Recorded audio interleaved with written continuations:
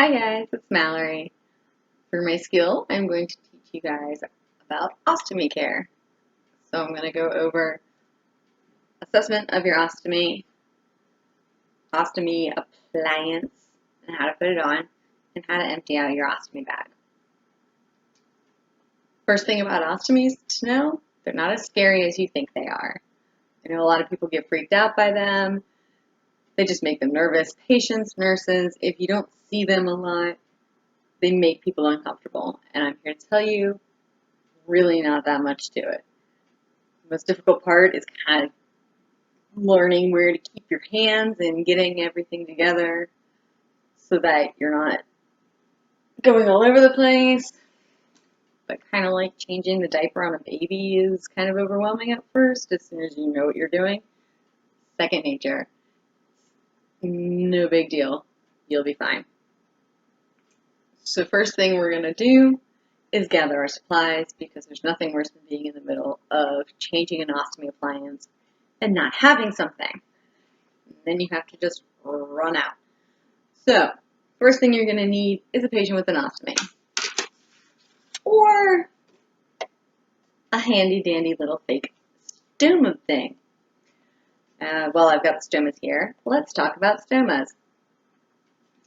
I've got two different shapes here, and they are actually two different shapes and sizes for two different reasons.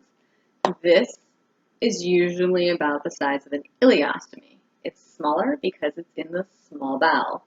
The output of your ileostomy tends to be more watery because it hasn't gotten to the large bowel where you do the water reabsorption. So your ileostomy output is going to be more watery. The larger stoma here is generally what you see with the colostomy.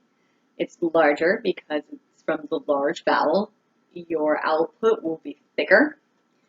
The consistency and the thickness of your output is going to depend on where along the large bowel it is.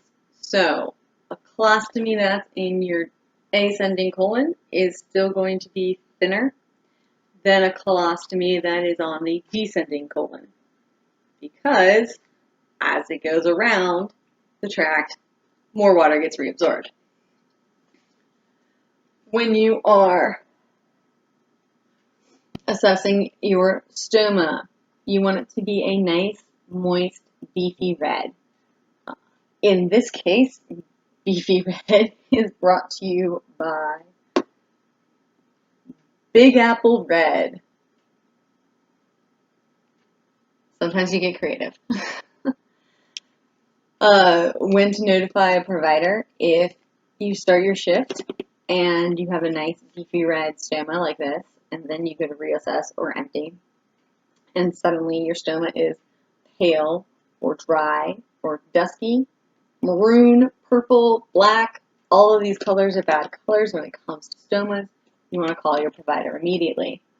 If you come into work and on your shift assessment, your stoma is not a nice beefy red, make sure your provider knows that. Maybe that's the patient's baseline and we're watching it.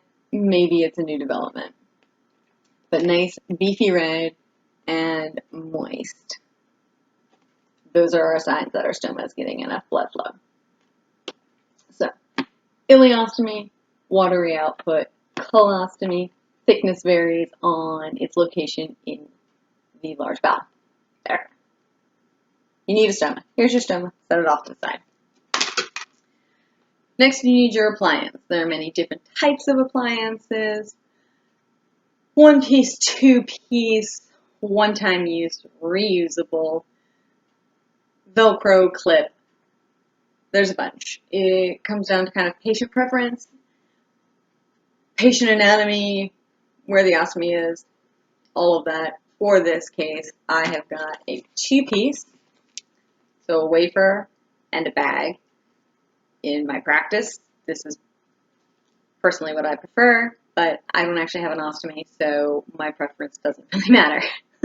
But I get to decide what to do here, so I've got the two-piece. Wafer and bag. Another thing that's always good to have is a backup, because if you bring two, you'll only use one. If you bring one, you'll mess up and need to, always. When you've got a bag and a clip, make sure you've got your clip.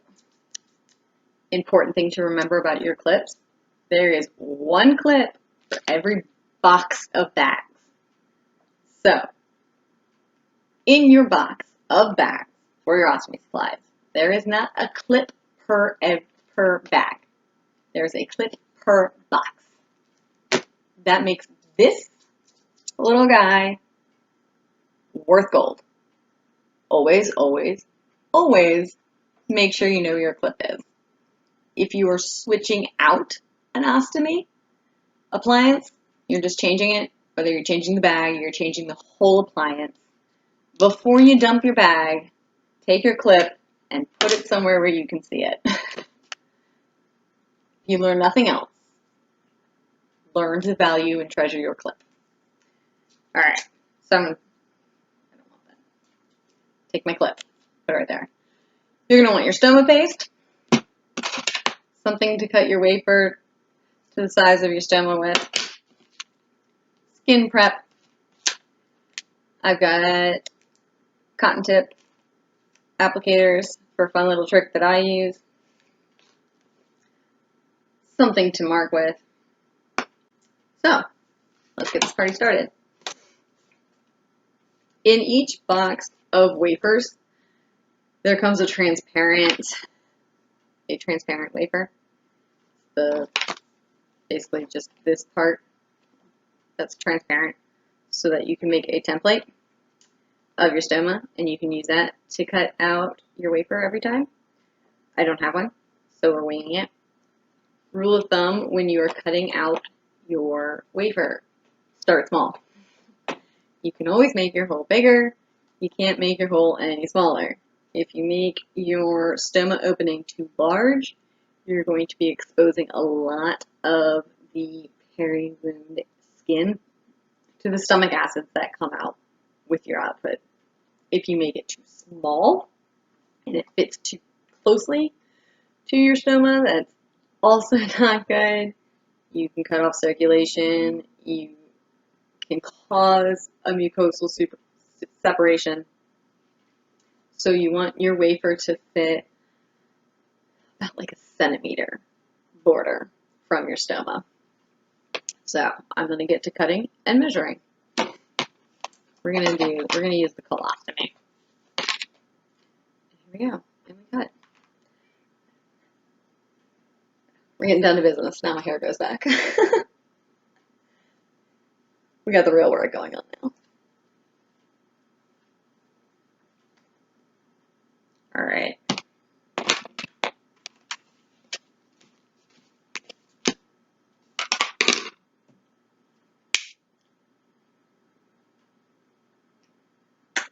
As always, your hand hygiene, because you're getting ready to work with somebody else's bodily fluids. Glove up. Get to measuring, get to cutting, and make your perfect little output. Here we go.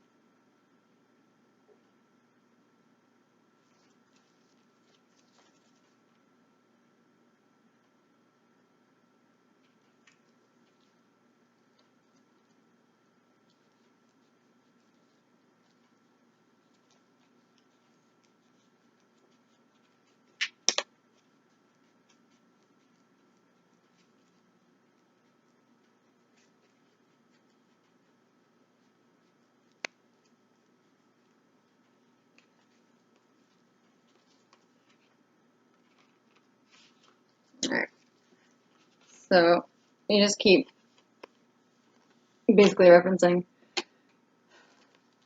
This is an example of it being too tight. Yes, I can get my stoma through my wafer, but I've got it bumped right up against my stoma wall. This is just a bit too tight. This is where I want to have just my little bit more and a bit of a bumper. So I'm going to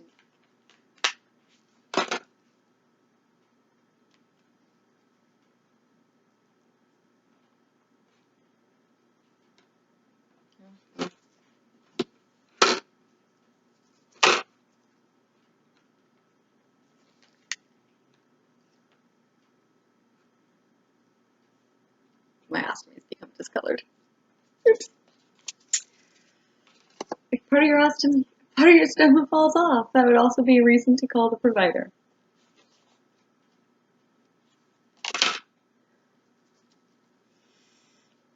Alright.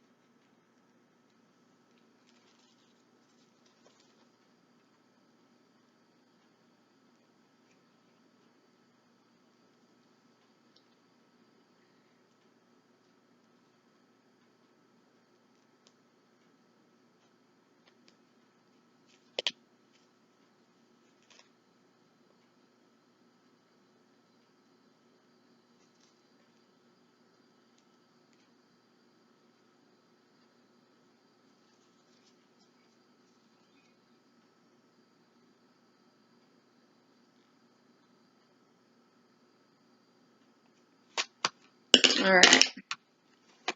So there we go. It fits nicely, and I gotta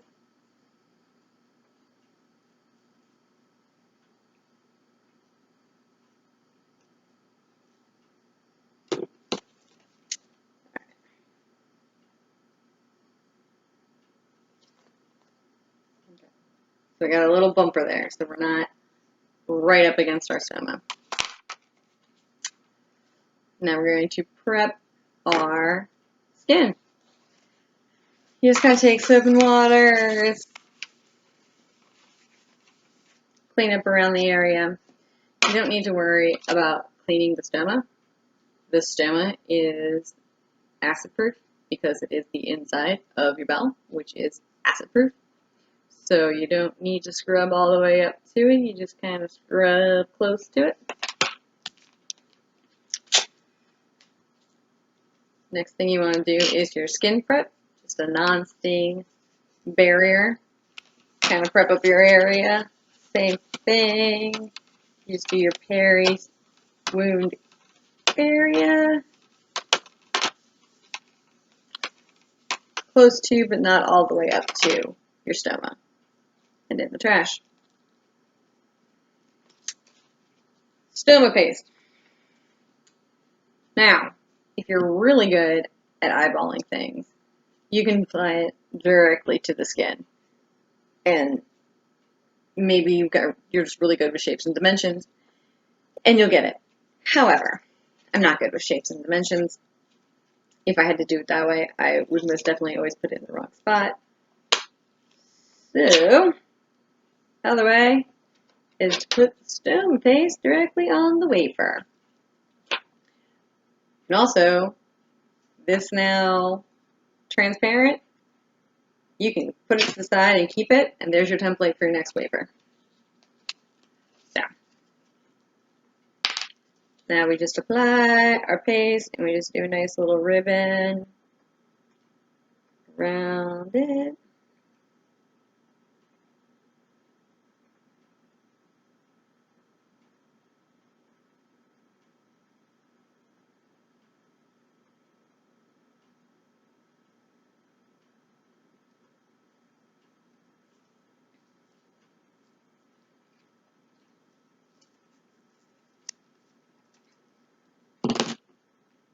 pasted.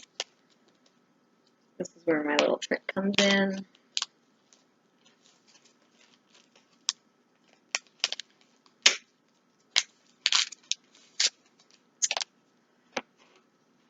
This isn't a necessary thing, this is just something I do.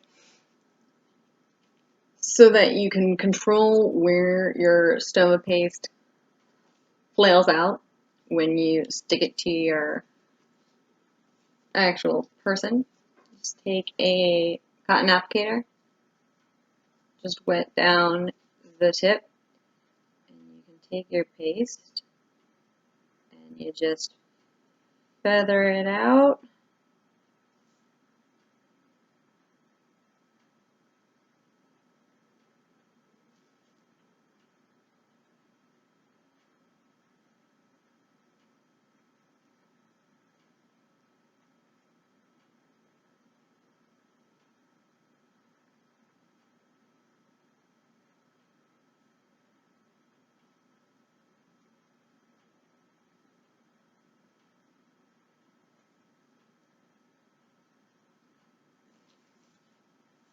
There you go, now it's not all gloopy.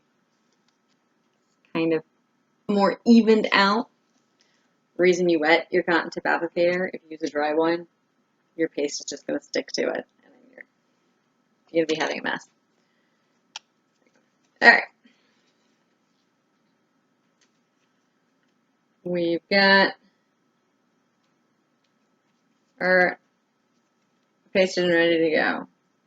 We come to our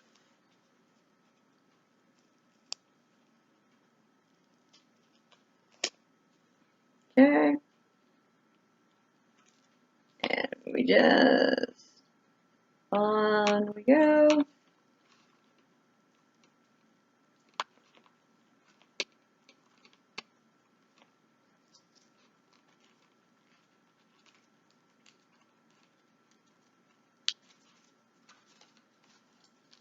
Actually, harder putting this on plastic than putting it on a person.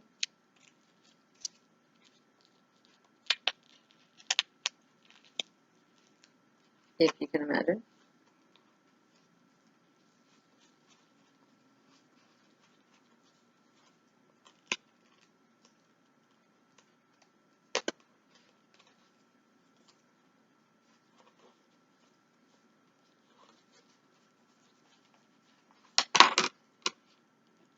Okay, we take our bag,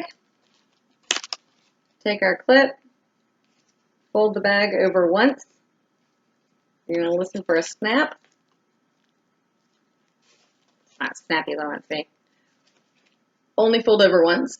Some people think that if they fold over twice, if they kind of like triple wrap it like that, you know, there's more coverage, it's going to be better sealed.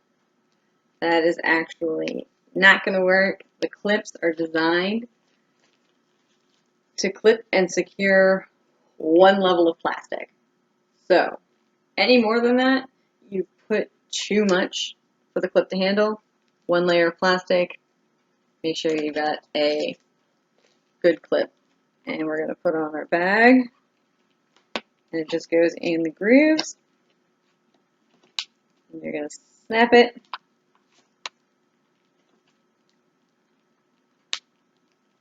And listen for your clicks.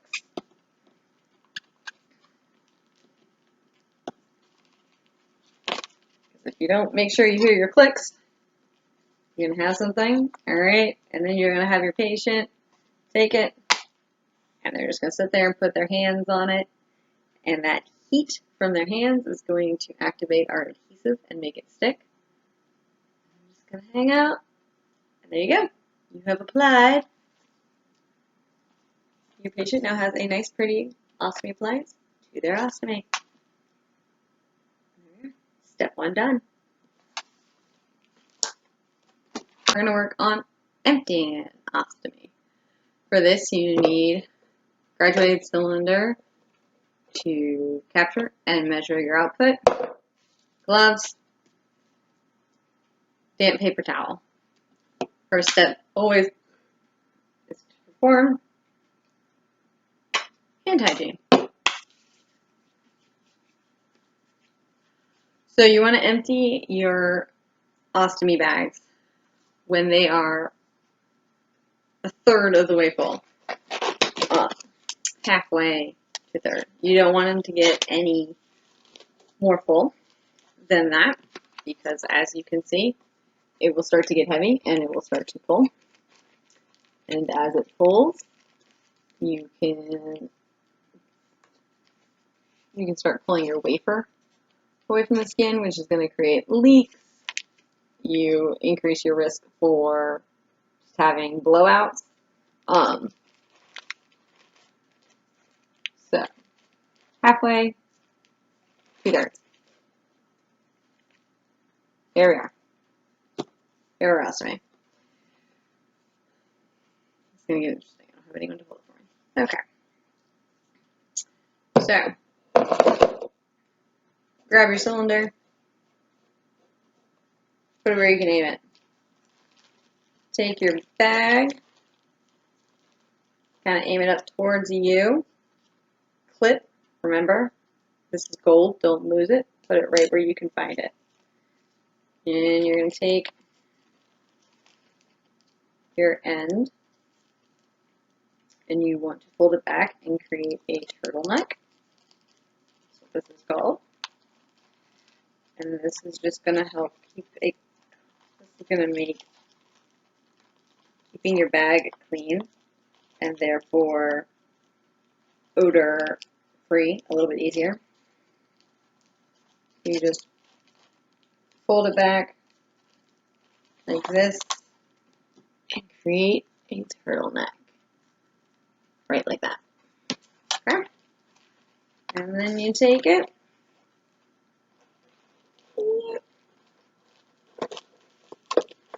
And you empty it on out. Sometimes you gotta do some milking.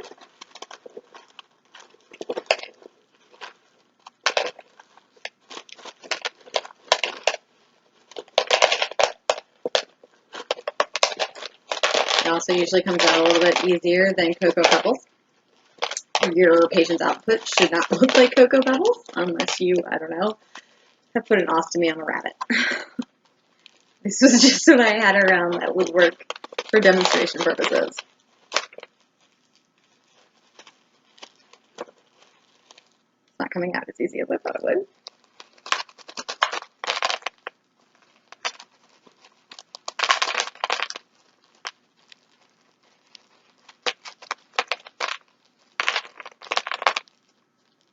Here we are.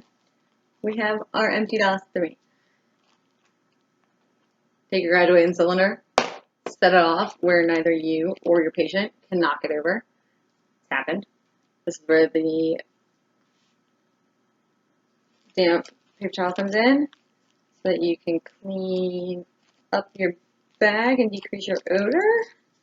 If your clip has got anything on it, clean off your clip also.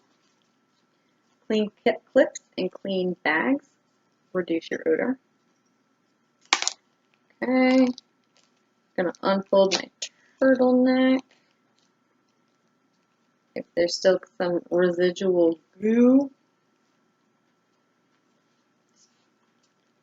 wrap the towel around your finger and just get in there and clean it up. You want to make sure, especially, that the part of the bag that is on the hanging, the exposed part, so this part, really want to make sure that this part of the bag gets nice and cleaned, because that's the part that's exposed to air and that's the part that's going to leave residual odors.